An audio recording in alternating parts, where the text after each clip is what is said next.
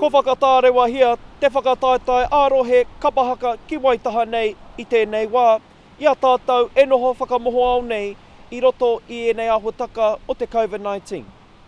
He oti anō ara hoki te wero te whakatara kai mua kei te aroaro o kā kapa i tēnei wā, mena rānei ka tū tēnei whakataetai. Ko tōna tikanga, ko ora nei tātou aha koa te pēhea o te haerere o ngā rangi nei. Ai, ko ora tonu tātou. Anō nei, he whai, he au anō, kuhuri te ao kia tātou, ne?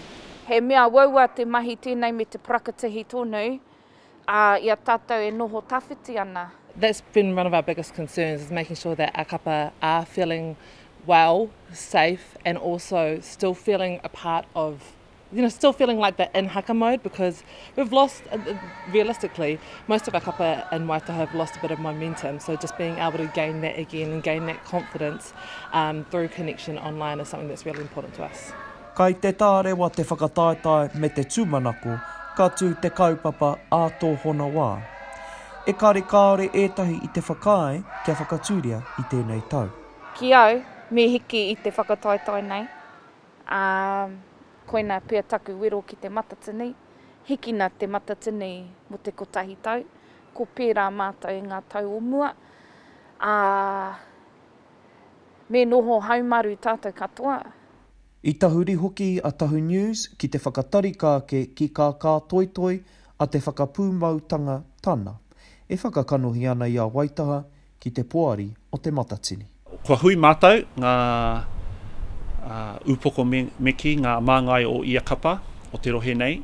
Hoi anō ko etahi o ngā rautaki, ngā whakaaro i putake i taua hui. Tuatahi kia tū ngā kapa i mua i te pai whiriwhiri a nahe.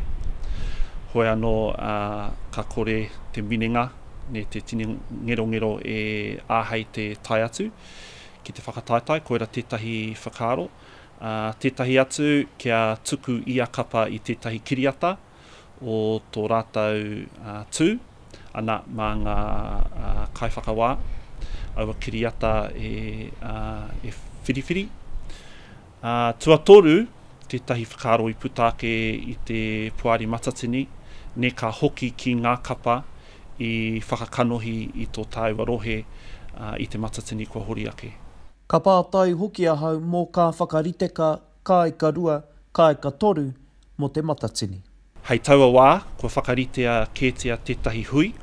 Hoi anō hei taua wā ka mōhio mēnā ka tūtonu te matatini ki tāmaki hei ngā rangi kua whakaritea kētia, ka hunuku raini. Ana ka riro mā tātou o Waitaha tērā whakatau e whai atu. Hoi anō wai ka mōhio i tēnei wā. Mā rake ana te kitea, he uaua, he papatoi ake te whakatau i te huanui tika. I think we're all a little bit on edge and a bit nervous because we don't know what's going to happen.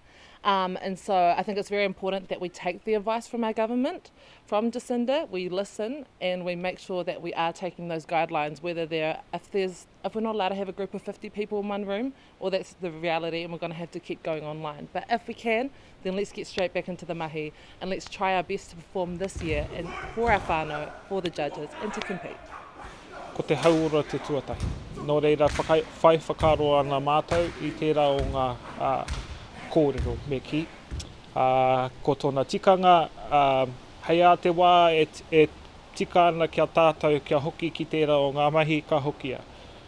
Engari, mēnā ka haerere tonu, haere pēnei tonu te ao, me waihopia. Ko ki te mātou mo tēnei māwiwi, ko horapa haere me aukati tana horapa. Nā reira, mena kei te whakarite tātou i ngā momo huinga, i roto i ngā ono marama nei, kei te rere tonu tērā momo te māwiwi ne. Nā reira, kia waru iwa, iwa ngā marama pēr ko āhua tau, ko mate anō tēnei māwiwi. Waiho tā tātou whakataetai tārewai. Kei kona tō o tātou kapahaka ki Waitaha e whakataketake ria kāna i tēnei wā ki te whakaharatau me te whakariterite mai i a rātou. He oti anō ko te pātai ko te uru paunamu e iri ana. Me nā rānei he hua kore, e nei kaha, e nei riaka e whakapauhi ana e o tātou kapahaka. Wai ka hua, wai ka tohu. He nare te ai ka puanaki, Tahu News.